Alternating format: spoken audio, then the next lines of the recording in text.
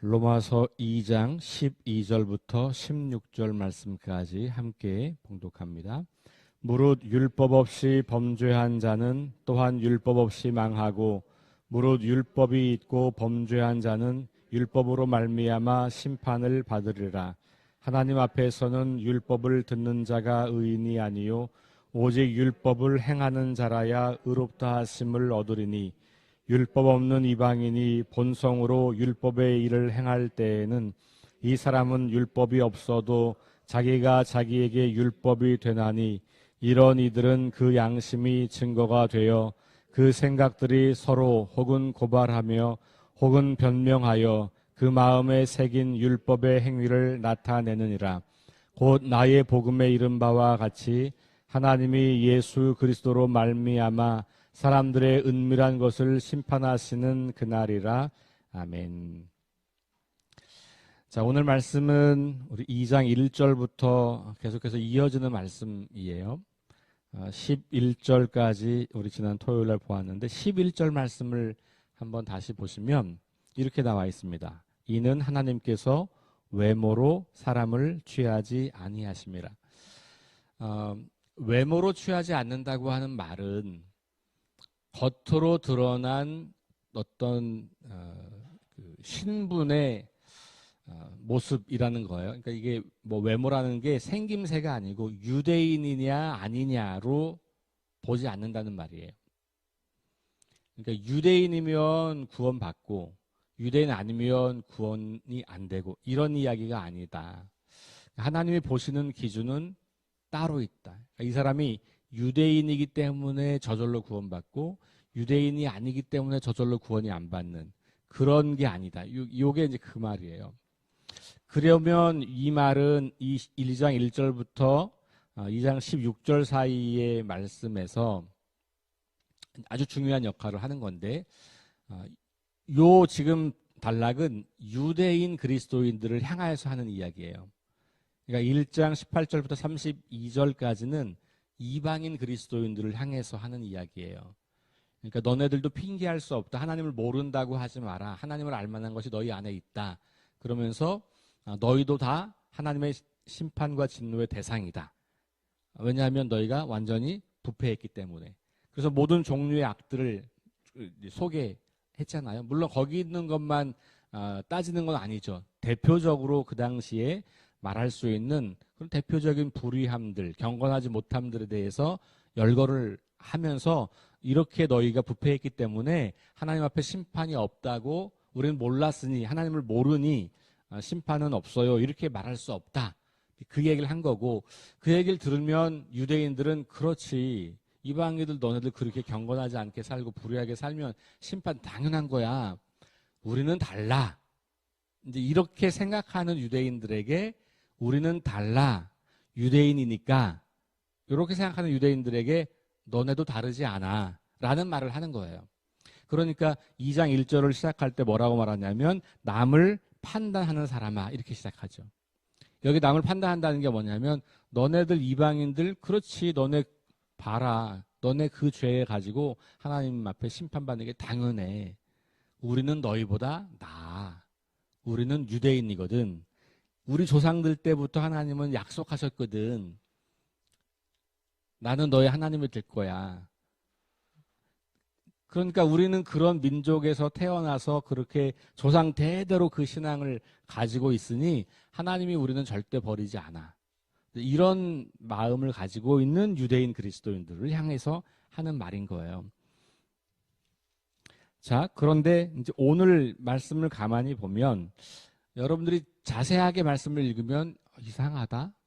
이렇게 느끼셔야 정상이에요. 이거 읽고도 아무 생각이 없이 그냥 읽어 나가면 여러분들이 그동안 알고 있던 교리와 굉장히 상충된 이야기를 하고 있는 건데 이걸 그냥 넘길 수가 없죠. 질문이 여기 당연히 있어야 돼요. 그리고 이런 질문을 마주할 때는 그러면 둘 중에 하나를 선택해야 할 수 있는 게 아니고요. 이 둘 사이를 어떻게 조화시키느냐를 여러분들이 고민하셔야 돼요. 자, 오늘 말씀이 이게 성경 우리가 말하고 있는 믿음으로 말미암는 구원과 정면으로 대치되는 말씀이잖아요. 바울은 불과 1장 16절 17절에서 그죠? 믿음으로 구원받는다는 말을 했단 말이에요. 근데 여기서 전혀 다른 얘기를 또 하고 있어요. 그럼 바울이 약간 속된 말로 좀 맛이 갔나? 갑자기 딴소리를 해? 그렇게 생각할 수 있는 본문이거든요. 자, 오늘 읽은 말씀 한번 보시면 13절 읽어보세요. 13절 시작. 하나님 앞에서는 율법을 듣는 자가 의인이 아니요 오직 율법을 행하는 자라야 의롭다 하심을 얻으리니. 뭘로 의롭다 하심을 얻는다고요? 행함. 율법을 행함으로. 우리는 율법을 듣고 있어요. 우리 율법 알아요. 우리 율법을 알고 하나님을 알아요. 그걸로 의롭다 하심을 얻을 수 있는 게 아니고 율법을 행하는 자라야. 그러니까 이 얘기는 유대인들에게 좀 하는 얘기라고 그랬는데, 그러면 유대인들이 지금 말하는 건 뭐? 우리 율법 알죠. 우리 율법 대대로 물려받은 거고, 거기서 하나님을 알고 있고, 그 율법을 통해서 우리는 하나님이 어떤 분인지도 알고, 뭐 하라는지도 알고, 율법 알아요.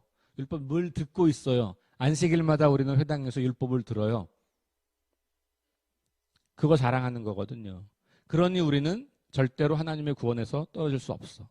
라고 말하는 사람들이에요. 근데 바울은 뭐라 그래요? 그거 소용없다. 너네가 율법을 듣고 있냐? 그러면 그 율법을 행해야 구원을 받는 거지. 율법을 행하지도 않고 어떻게 구원을 받는다고 말하냐? 이렇게 이야기하는 거예요. 믿음으로 말미암는 구원, 그리스도 예수 안에 있는 믿음으로 말미암는 구원을 이야기했던 바울이 율법의 행함으로 구원받는다. 율법의 행함으로 하나님의 의를 얻게 된다라고 이야기를 하고 있는 거예요. 그리고 우리 지난 토요일 날 봤더니 앞에 있는 말씀으로 다시 좀 올라가 보면 이렇게 이야기하죠. 자, 6절. 하나님께서 각 사람에게 그 행한 대로 보응하시되. 무슨 말이에요? 하나님이 뭘 보신다는 거예요? 행함을 보신다는 거예요. 그러고 나면 11절과 연결되는 거죠. 외모로 보는 게 아니고, 외모로 구원시키는 게 아니고, 각각 그 사람이 어떤 삶을 사느냐를 보고 하나님은 구원하신다는 말을 바울은 하고 있는 거예요. 그러니 여러분, 성경에서 말하는 믿음으로 말미암는 구원을 그러면 행위의 반대 개념으로 이해하시면 안 되겠죠. 믿음으로 구원받아, 그 말은 그러니까 행위는 필요 없는 거야, 이걸 얘기하는 거다. 그냥 머릿속으로 받아들이기만 하면 되는 거야. 구원의 확신만 있으면 되는 거야. 이렇게 오해할 수는 없다는 거예요. 왜냐하면 명백하게 전혀 다른 이야기를 바울은 바로 뒤에서 하고 있거든요. 그러면서 하나님이 너네 행한 대로 보응하신다, 이렇게 말씀하잖아요. 마태복음과 누가복음 3장 7절, 8절, 9절 이 정도로 가시면 그렇게 비슷한 위치에 있는데 세례 요한이 복음을 전하는 이야기가 나와요. 마태복음은 바리새인과 사두개인들이 그 세례 요한에게 다가왔을 때 요한이 그들에게 말하는 거고, 누가복음의 상황에서는 그냥 무리들이 나왔을 때 무리들에게 한다고 표현되어 있긴 하지만 같은 내용의 설교예요. 그게 뭐냐면 독사의 자식들아, 이렇게 말하면서 너희가 아브라함의 자손이라고 너희가 심판을 안 받을 줄 아냐? 웃기지 마라. 하나님은 이 돌들로도 아브라함의 자손을 삼을 수 있다. 그러니 너희가 우리 아브라함 자손이에요, 우리 신분이 이래요, 우리 조상 대대로 율법을 알고 있어요 라고 한다고 하나님의 진노의 심판을 면할 줄 아느냐? 그렇지 않다. 그러면서 회개하라, 그리고 회개에 합당한 열매를 맺어라. 그러면 너희가 심판에서 면제를 받을 거다, 이렇게 이야기하는 거거든요. 그러니까 그 당시에 유대인들에게 세례 요한도 사실은 바울보다 한참 이전에 40년 전에 이미 같은 이야기를 했어요. 예수님 말씀도 마찬가지예요. 예수님도 너희가 나더러 주여 주여 하는 자마다 다 구원을 받겠느냐, 하나님 나라 들어가겠느냐? 아니다. 나의 뜻대로, 아버지의 뜻대로 행하는 자라야 하나님 나라에 들어갈 수 있다, 이렇게 이야기하셨단 말이에요. 그러니까 우리가 이 로마서가 말하는, 또 바울이 말하는 믿음으로 말미암는 구원을 상황을 다 제하여 버리고 그 문자를 딱 떼어서 교리로 받아들이면 성경을 굉장히 편협하게 오해하는 거예요. 그러니까 우리가 믿음으로 구원받는다고 하는 말이 결국은 그러면 이런 말씀과 함께 통합해서 이해를 한다면 진정한 믿음은 행위가 동반된 믿음이라는 것으로 이해를 하셔야 돼요. 그러니까 행위가 없으면 그렇게 믿지 않는다는 얘기예요. 아, 난 믿어요. 나 구원받는다고 믿어요. 예수 믿어요. 근데 열매는 하나도 없어. 그럼 그거는 가짜 믿음이라는 거죠. 그게 야고보서가 하는 이야기잖아요. 그렇죠? 행함이 없는 믿음은 죽은 믿음이다. 그러니까 성경은 여기저기에서 계속 행함을 강조하고 있어요. 그래서 엄밀히 말하면 이 로마서 이야기를 루터가 사실은 이제 해석을 하면서 오직 믿음으로, 그래서 우리 이제 개신교회의 교리로 정착이 된 거거든요. 루터가 만약에 로마서 본문을 조금 더 선명하고 정확하게 교리화했다면, 주장했다면, 그러면 지금 우리의 믿음이 좀 달라졌을 거예요. 로마서가 말하려고 하는 게 그게 아니고 루터가 로마서를 해석한 게 그거예요. 근데 루터는 그럴 만한 상황이 있었어요. 왜냐하면 그때는 이 중세 시대의 그 교회가 우리가 뭘 열심히 행하면 그게 구원받는다고 교회가 가르쳤거든요. 그게 중세 교회가 가르친 거예요. 그러니까 그 당시 교회가 우리 성도들이 성경을 못 읽었거든요. 왜냐하면 라틴어로만 성경이 되어 있으니까 성직자들만 성경을 읽는 거예요. 심지어는 예배도 알아들을 수 없어요. 왜냐하면 라틴어로 예배가 진행되니까. 그러니까 일반인들은 그냥 예배 와서도 그냥 이상한 소리를 듣고 가는 거죠. 그러니까 말씀이 별로 없고 상징이 많고, 그렇죠? 그리고 약간 신비한 의식들이 중요해지고, 그게 이제 중세 교회의 타락의 모습들이거든요. 그러면서 알아들을 수 없는 사람들, 말씀을 읽을 수 없는 사람들이니까 이 성직자들이 이거 해, 이거 해, 이거 해, 이거 하면 구원받아, 이거 하면 구원받아, 이렇게 자꾸 뭔가 행위를 하도록 가르쳤고, 그 성경을 읽을 수 없는 성도들은 그 사제들이 하나님을 대리해서 말씀에 근거해서 가르친다고 믿었기 때문에 그 사제가 말하는 대로 행해야만 구원이 있다고 생각한 거예요. 그러니까 그런 역사적 상황 가운데서 그런 행위가 아니고 믿음으로야 라고 한 게 이제 루터의 발견이었거든요. 그러니까 믿음으로 말미암는다라고 하는 말을 루터가 했을 당시에는 교회가 믿음은 없애버리고 사제들의 말을 듣는 것이 하나님 말씀을 듣는 것이라고 가르치면서 온갖 바르지 않은 것들을 요구했던 거거든요. 대표적인 게 면죄부를 팔았던 거예요.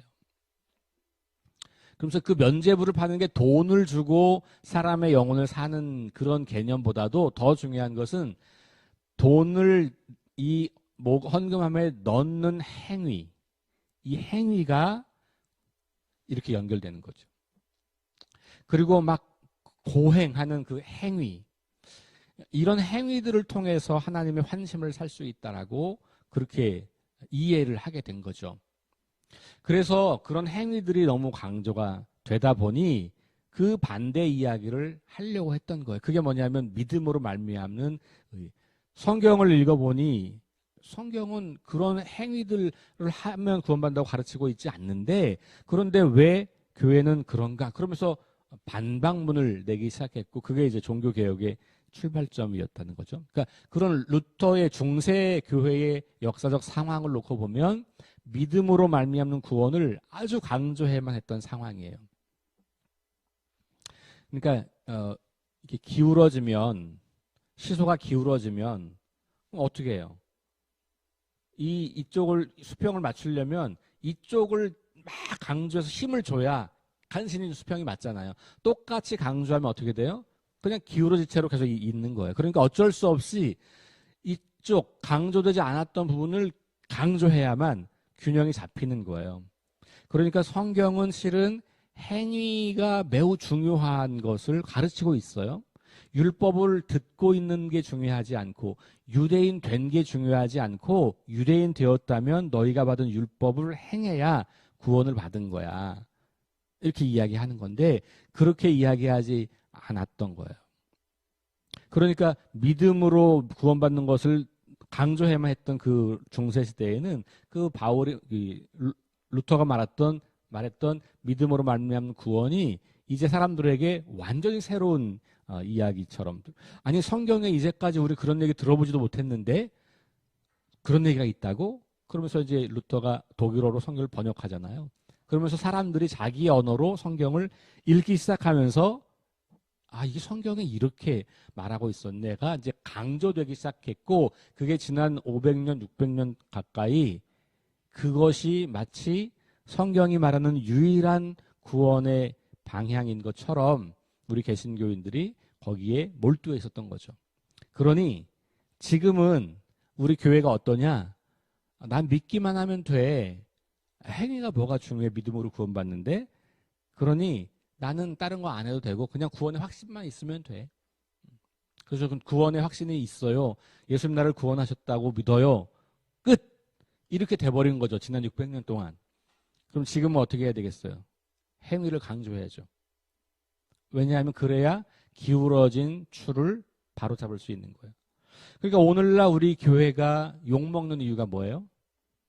쟤네는 말은 뭐 사랑 그러는데 사랑 안 해. 뭐 우리나 쟤네랑 별로 차이가 없어. 교회 안 다니는 애들이나 교회 다니는 애들이 뭐 그렇게, 그 차이는 뭐예요? 믿음의 차이가 아니고 행위의 차이잖아요. 행위.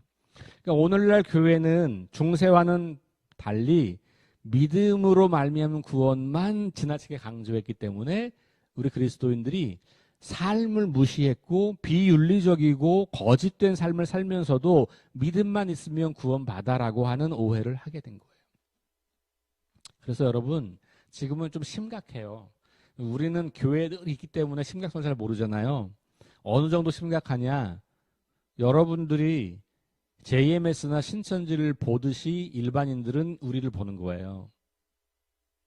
그러니 여러분 우리가 밖에 나가서 예수 믿으라고 말을 한들 아유, 저 미친 것들 저 정신 나간 것들 이렇게 생각하지 우리 얘기를 귀 기울여 들으려고 하지 않아요. 왜? 이미 우리는 그런 사람이에요. 그들의 눈에는. 그게 지금 우리 한국 사회에서 기독교를 바라보는 시각이에요. 그러니까 우리가 생각하고 상상하는 것 이상으로 교회는 권위가 실추되어 있는 거예요.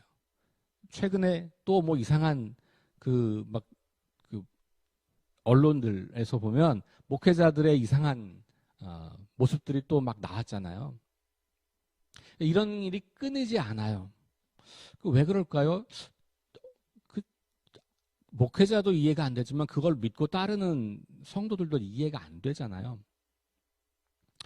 그런 것의 공통점은 뭐냐면 그런 목회자나 그런 성도들이 믿음으로만 구원받는다는 것에 너무 몰두해 있는 거예요. 그러니까 우리의 일상적인 삶이 건강하게 이루어지는 것에 아무 관심이 없어요. 그러니 그런 이야기를 해도 믿는 거고 그런 사람들을 이용해서 자기의 부와 자기의 쾌락을 추구하는 그런 이상한 사이비 같은 사람들이 있는 거죠. 근데 그게 사이비 집단에 있는 게 아니고요. 그냥 정상적인 교단 안에 있는 거예요. 그러니 이 수준이 지금 너무 바닥인 거예요. 그게 왜 그러냐? 믿음으로 말미암는 구원만 이야기했기 때문에 그런 거예요. 성경 보세요. 6절 아까 읽었던 말씀, 하나님께서 각 사람에게 행한 대로 보응하시다. 이거 오늘날로 말하면 기독교인들 너희 그러면 하나님의 말씀대로 살아야지 구원받는 거야, 이 얘기예요. 유대인들에게 했던 얘기, 율법 알아? 너는 율법을 가지고 판단해. 하나님께서 율법을 알고 있으니. 이방인들 율법 모르지. 그럼 너는 율법으로는 아니야. 그 얘기하는 거죠. 그러니까 우리는 말씀을 갖고 있으니 하나님 말씀을 알고 교회를 다니니 우리는 구원받았고 교회 안 다니 너희는 아니고, 이렇게 주장하려고 하는 그 주장을 바울은 완전히 차단하고 있는 거예요.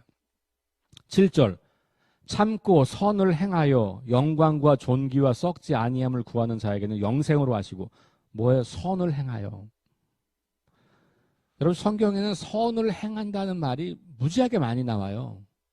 근데 기독교인들은 자꾸 교회가 뭐 그런 선한 사업을 해, 교회는 영혼 구원만 하는 거지, 복음만 전하면 되지, 계속 그 논리예요.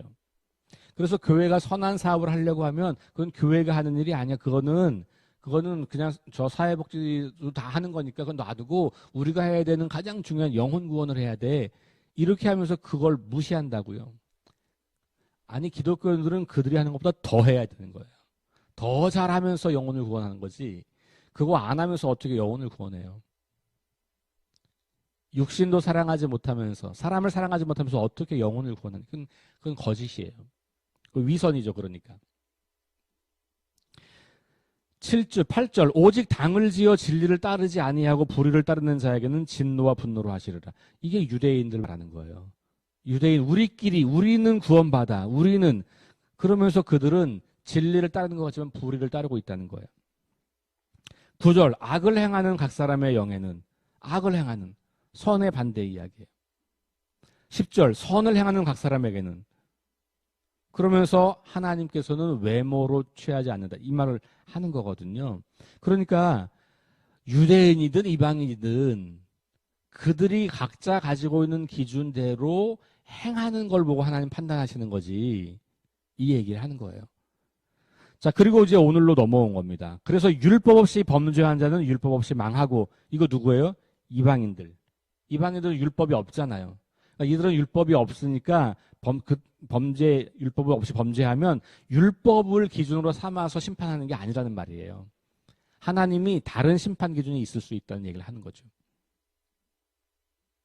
율법이 있고 범죄한 자, 유대인들이죠. 그들은 율법으로 말미암아 심판을 받아요. 이게 뭐 율법 지켰냐 안 지켰냐로 심판받는다는 거죠. 그래서 13절, 하나님 앞에서는 율법을 듣는 자가 의인이 아니요 율법을 행하는 자라야 의롭다 하심을 받는다라고 말하면서 다시 우리는 율법을 듣고 있고 알고 있고 율법을 가지고 있으니 괜찮아라고 자만하는 유대인들을 향하여서 한 방을 날리는 거죠. 오늘 우리랑 똑같아요. 나 교회 다니는데, 나 성경책 읽고 있는데, 나 예배 드리는데, 나 세례 받았는데, 나 기독교인인데, 그러면 하나님 말씀대로 행해야 구원받는 거예요. 이건 명확한 거예요. 그러니까 행위 구원은 틀렸고 믿음으로 구원받는 것만 맞다. 그거는 성경을 반쪽만 알고 있는 거죠. 여러분, 그러므로 오늘 이 말씀을 여러분 잘 기억하십시오. 14절 괄호쳐 있는 말씀 15절까지는 뭐냐면, 율법 없는 이방인이 본성으로 율법의 일을 행할 때에는, 자 보세요. 율법이 없는 이방인인데 몰라요, 율법을. 하나님께서 너네 이렇게 살아라 가르쳐준 거 몰라요, 이방인이니까. 그런데 본성으로 율법의 일을 행할 때, 모르지만 율법이 요구하는 삶을 사는 일이 가능할 수도 있다고 전제하고 있는 거죠. 그렇죠? 그러면 어떻게 돼요? 그 사람은 율법이 없어도 자기가 자기에게 율법이 된다. 그게 뭐예요? 자기가 갖고 있는 양심, 선한 양심이 율법이 돼서 그 선한 양심이 기준이 된다는 거죠. 15절, 이런 이들은 그 양심이 증거가 돼요. 나오죠. 그렇죠? 그 생각들이 서로 혹은 고발하고 혹은 변명하고, 그러니까 내 안에 있는 양심들이 서로 이야기해서 이건 틀린 거야, 이건 맞는 거야, 너 그렇게 하면 돼, 안 돼, 이렇게 서로 한다는 거잖아요. 그 마음에 새긴 율법의 행위를 나타낸다. 그러니까 율법이 없는 이방인이라면 그런 선한 양심을 가지고 정말 그대로 산다면 하나님이 그것을 기준으로 삼아서 심판을 하시겠다, 구원을 하시겠다, 이렇게 가능성으로 읽을 수 있는 맥락이에요. 그렇죠? 근데 이제 이걸 가지고 그러면 모든 사람이 다 구원이 받을 수 있는, 예수 안 믿어도 구원이 되겠네 라고까지 해석을 할 수 있겠냐? 그렇진 않아요. 왜냐하면 보세요. 그 방금 앞에 1장 18절부터 32절 사이에 모든 인간이 부패했다고 전제하고 있잖아요. 그러니까 바울은 지금 유대인들에게 그들의 너네들 기준은 율법이야, 이방인은 율법이 아니야 라고 말을 하는 것을 선명하게 대조하기 위해서 가정하는 거예요. 예를 들어 봅시다. 율법이 없는 이방인들이 만약에 본성으로 율법을 정말 그 율법에 걷던 내용들을 잘 지킬 수 있을 그 양심이 있다고 칩시다. 그러면 하나님은 그렇게 하실 거예요. 그런데 당신들은 그게 아니에요 라고 하는 말을 하고 싶은 거예요. 그러니까 실제로 이런 일이 가능하다고 바로 생각하지는 않아요. 왜냐하면 그 1장 18절부터 32절에 보면 이방인들이 완전히 부패했기 때문에 완전히 하나님을 떠나서 자기를 섬기고 우상을 만들어 섬기고 그렇다고 전제하고 있으니까 이건 그냥 가정을 해서 유대인들에게 너네들에게는 율법이 기준이야를 강조하려고 가정한 거예요. 그러니까 실제로 이렇게 되는 사람이 있다라고 우리가 전제하기는 어렵죠. 그렇죠? 모든 인간이 전적으로 부패했다는 걸 인정하면 선한 양심을 대로 산다고 보는 것이 가능하다고 보기는 어려운 거예요, 사실은. 그러나 논리적으로 그렇게 따져드는 사람이 있다면 그럴 수도 있겠다. 우리 제가 며칠 전에 이순신 장군이 구원받았냐 이렇게 질문했을 때 비슷한 맥락이에요. 그거 우리가 모르는 거죠. 모르는 거예요. 그죠? 몰라요. 근데 거기다 대고 예수 안 믿었으니까 지옥 갔을 거야 이렇게 말할 수 없다는 거예요. 단정적으로. 왜? 예수님 오시기 전에 사람이니까. 그러면 예수님 오시기 전에 사람들에 대한 구원은 하나님이 정하신 방법이 있을 거라고요. 우리한테 그걸 알려주지 않았기 때문에 우리가 그걸 말할 수 없어요. 다만 성경의 이런 저런 구절들을 보면 정말로 그분이 그 시대에 하나님이 생각하는 기준에 부합했다면 가능할 수도 있겠지만 우리는 알 수는 없는 거야. 이래야 우리가 정직하게 말하는 거죠. 그리고 나서 그런 사람들에게 그게 중요하지 않고 당신이 중요해 라고 전환을 시켜줘야 돼요.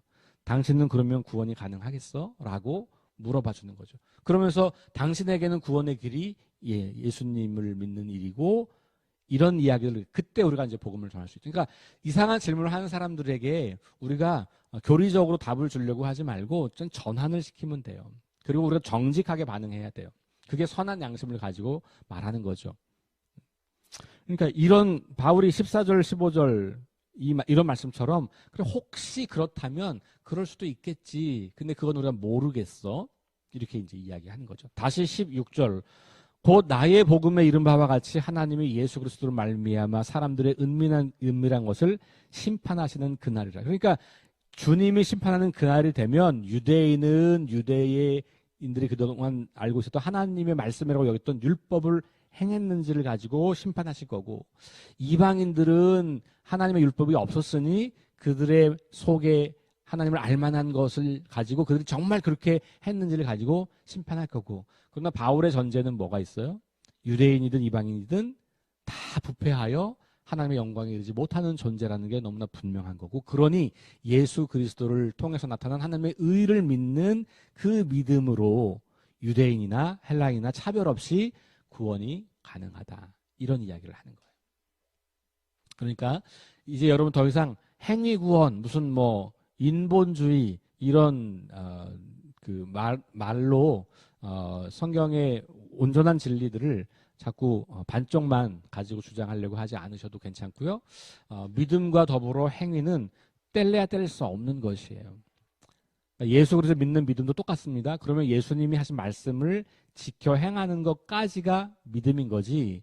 그 말씀은 나는 모르겠고 그냥 예수 믿으면 구원받는다는 그 사실을 믿어요. 그걸 믿으면 난 구원받는다는 구원의 확신이 있어요. 유대인들은 구원의 확신이 너무나 컸죠. 우리는 절대로 하나님부터 멀어지지 않아. 구원의 확신이 우리를 구원하는 게 아니에요. 그렇죠? 그러니까 예수님께서 가르치신 말씀, 그 말씀대로 사는 것이 우리의 믿음이고 그 믿음으로 우리는 구원을 받는 거다라고 하는 것을 잘 정리하셔서 우리가 신앙생활을 오래 여기 계신 분들은 거의 대부분 뭐 몇십 년씩 하신 분들이잖아요. 그러면 생각해 보셔야 돼요. 우리가 예수 믿어서 우리 행동이 얼마나 달라지고 있는가. 예수를 잘 믿기 때문에 내가 내 언어가 내 생각의 방식, 사람을 대하는 방식이 사람들끼리 모여서 있을 때 우리가 어떻게 그 대화를 이끌어 가는지 성도들끼리 모여서 말씀을 나눌 때 어떻게 하는지 다른 이방 우리 교회 안 나오는 사람들 혹은 타종교인들과 어울려서 직장 생활도 하고 일상 생활을 하면서 우리가 어떻게 행동하고 있는지를 우리는 늘 점검하고 우리가 정말 하나님의 뜻 가운데 살고 있는가를 점검해야지 구원의 확신을 점검하실 필요는 없어요. 구원의 확신을 내가 확신한다고 구원이 되는 게 아니니까. 예. 구원의 확신이 없어도 내가 예수 그리스도를 믿는 믿음으로 그 말씀을 따라 살면 그 구원이 되는 거지. 내가 구원의 확신이 있어요, 없어요. 그거 가지고 되지 않는 거죠. 자, 기도하실게요. 주신 말씀 잘 기억하시면서 우리가 믿음과 그리스도를 믿는 믿음과 그리고 하나님 말씀으로 사는 이 행위는 결코 분리할 수 없는 것이다 라는 말씀을 다시 기억하시고, 우리 내일도 똑같은 말씀이 또 나올 거예요. 어쨌든 오늘 이 말씀들을 좀 기억하시면서 우리 그리스도인들이니까 13절 말씀이 특별히 중요해요. 하나님 앞에서는 율법을 말씀을 듣는 자가 의인이 아니고 그 말씀을 행하는 자가, 우리 그렇게 이해할 수 있죠. 성경 말씀, 예수께서 가르치신 말씀을 행하는 자가 의로운 사람이다. 그리고 그것이 우리의 믿음을 나타내는 열매인 거예요. 우리 믿음은 열매로 나타나는 것입니다.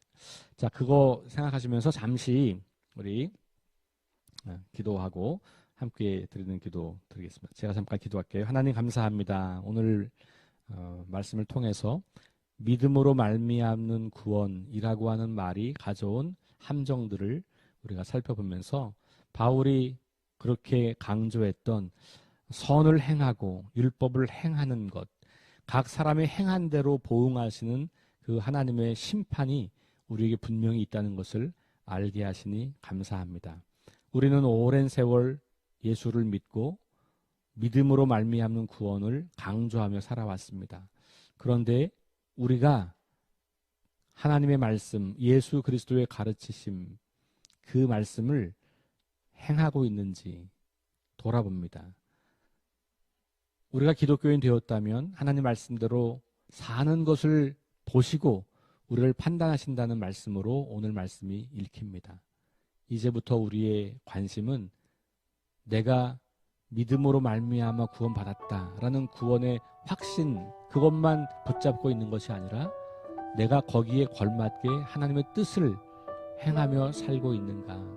하나님께서 말씀하신 대로 사랑하며 공의를 행하며 선을 행하며 살고 있는가. 거짓을 버리고 진실하게 살고 있는가. 그런 삶을 늘 점검하며 우리의 구원을 두렵고 떨리는 마음으로 이루어 갈 수 있도록 우리를 붙잡아 주옵소서. 예수님 이름으로 기도합니다. 아멘. 우리 함께 4가지 기도 제목 주보에 나와 있습니다. 성령의 능력으로 하나님 나라를 증언하고 살아내게 하소서. 하나님 말씀이 기준이 되게 하소서.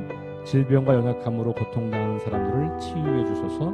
전쟁과 자연재해와 가난과 억압으로 고통당하는 지구촌 이웃들에게 은혜를 베푸소서. 우리 함께 합심해서 기도하시고 개인 기도하고 돌아갑니다.